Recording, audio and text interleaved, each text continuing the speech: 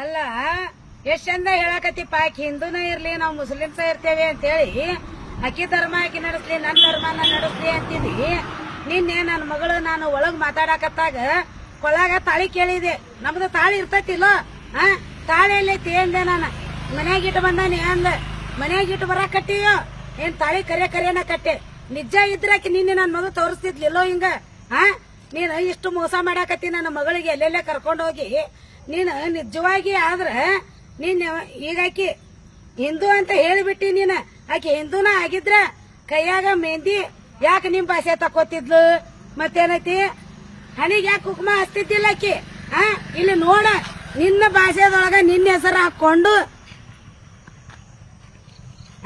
ನಿನ್ನ ಭಾಷೆದೊಳಗ ನಿನ್ನ ಹೆಸರು ಹಾಕೊಂಡು ಕೊಳ್ಳ ಗುಳದಾಳ ಇಲ್ದ ನನ್ನ ಮಗಳು ಹೆಂಗ್ ಮಾಡಾಕತ್ತಾಳ?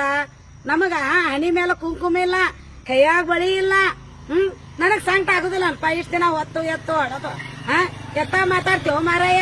ಊರು ಮುಕ್ಕಳೆ ಚಂದಾಗಿ ನನ್ನ ಮಗಳಿಗೆ ರೀತಿ ನಡ್ತಿ ಕೊಡು. ಮತ್ತ ನನಗ ಹಂಗ ಹಿಂಗ ಧರ್ಮದಂತ ನಡ್ಕೋತೇವೆ ಅಂತೀಯ ನೀನ್. ಹೊಟ್ಟಿ ಉರಿಯಂಗಿಲ್ಲ ನನ್ನ ಮಗಳ ನೀ ತಗೊಂಡ ಹೋದ್ರ ಬಿಟ್ಟು ಬಿಡಾಕಿನ ಸರಳ. ಮತ್ತಿಲ್ಲಾರ ಏನ್ ಹಾಕ್ಯ ನೋಡ, ದೇವ್ರಿಗೆ ಗೊತ್ತ.